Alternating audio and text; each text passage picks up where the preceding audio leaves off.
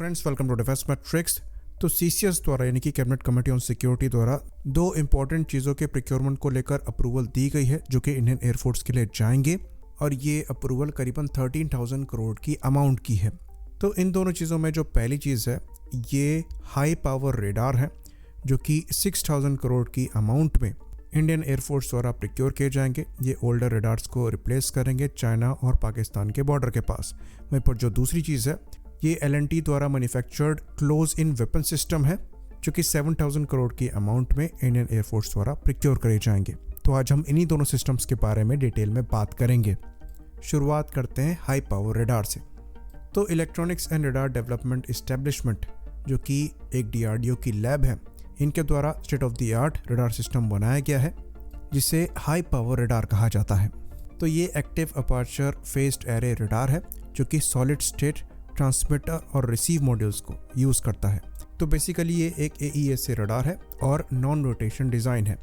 जैसा कि हम AESA के बारे में जानते हैं कि ये एक ही बारे में एजीमथ और एलिवेशन दोनों को स्कैन कर सकता है, और यहाँ पर ये रेडार सिस्टम करीबन 360 डिग्री की कवरेज प्रोवाइड कराता है।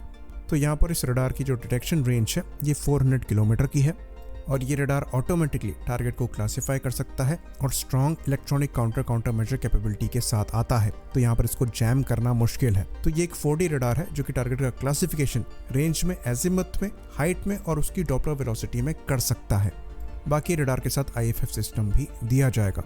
तो जो रेडार की कॉन्फ़िगरेशन है ये आप अपनी स्क्रीन पर देख सकते हैं। तो ये रेडार सिस्टम 3000 मीटर तक के एल्टीट्यूड पर डिप्लॉय किया जा सकता है, और ये 24/7 ऑपरेशनल रह सकता है लो मेंटेनेंस के साथ। तो बेसिकली इस एडवांस रेडार को एयर डिफेंस रोल में इस्तेमाल किया जाएगा।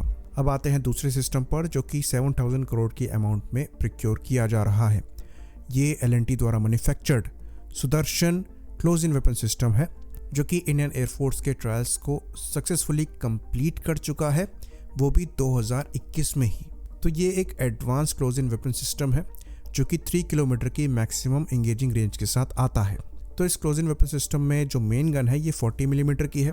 वहीं पर टारगेट ट्रैकिंग के लिए यहाँ पर AESA रेडार को यूज़ किया जाता है, और फायर कंट्रोल रेडार के तौर पर भी एक AESA रेडार ही यूज़ किया जाता है। तो इन रेडार की जो ट्रैकिंग रेंज है ये 30 किलोमीटर के अप्रॉक्स की है, और ये 360 डिग्री के एरिया को कवर करने में सक्षम है।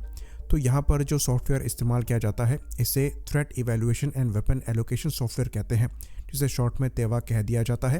ये टारगेट को आइडेंटिफाई कर सकता है, क्लासिफाई कर सकता है और प्रायोरिटाइज कर सकता है इंगेजमेंट को। तो ये दूसरे एयर डिफेंस एसेट्स के साथ मिलकर काम कर सकता है, और टारगेट ट्रैकिंग उनके थ्रू भी हो सकती है, चाहे ये लॉन्ग रेंज सर्विलेंस रेडार हो या फिर very short range air defence systems हो। बाकी जो मेन गन है इसमें EO सेंसर यानी इलेक्ट्रो ऑप्टिकल सेंसर को भी दिया गया है जो कि इंफ्रारेड और TV कैमरा के साथ आती है। तो पैसिव ट्रैकिंग की वजह से काफ़ी हाई जैमिंग एनवायरनमेंट में भी ये गन काम करने में सक्षम होगी। वैसे भी यहाँ पर जो AESA रेडार यूज़ किए जा रहे हैं ये बेहतर इलेक्ट्रॉनिक काउंटर मेजर कैपेबिलिटी पहले से ही प्रोवाइड करा रहे होंगे। बाकी ये जो 40 मिलीमीटर गन है इसकी बात करें तो ये स्मार्ट एम्यूनेशंस को फायर करने में सक्षम है। अब ये स्मार्ट एम्यूनेशन क्या है ये L&T द्वारा नहीं बताया गया है, पर ये एयरबर्स्ट एम्यूनेशन होते हैं जो कि हाई एक्सप्लोसिव इंसिनडेरी राउंड्स को यूजुअली यूज़ करते हैं और एक डिटरमिन्ड डिस्टेंस पर टंगस्टन पैलेट्स को डिप्लॉय करते हैं। तो बेसिकली ये बुलेट्स कब जाकर फटेंगी ये टाइम किया जा सकता है, और मे बी इसीलिए इनको स्मार्ट म्यूनिशन कहा जा रहा है। तो जैसा कि हमने डिस्कस किया, एयरफोर्स द्वारा इनके ट्रायल्स सक्सेसफुली 2021 में ही कंडक्ट कराए जा चुके थे, और अब 3 साल बाद जाकर इनके ऑर्डर्स दिए जा रहे हैं। तो ये चीज़ हम आपको बता दें कि 2018 में ही इंडियन एयरफोर्स ने $1.5 बिलियन का एक प्रोग्राम लॉन्च किया था जिसके अंतर्गत next generation close in weapon systems को प्रोक्योर करना था, और रशियन L-70 और ZU-23 एयर डिफेंस सिस्टम्स को रिप्लेस करना था। तो उस समय जो रिक्वायरमेंट रखी गई थी ये 244 एयर डिफेंस गन्स की रखी गई थी, और 228 fire control and air search radar की रखी गई थी।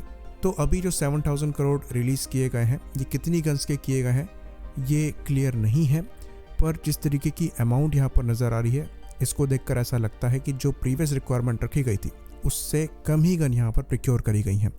आई होप इन्फॉर्मेशन यहाँ पर क्लियर रही हो। इसी बात पर इस वीडियो को हम ख़त्म करेंगे। लाइक करिए, सब्सक्राइब करिए। जय हिंद।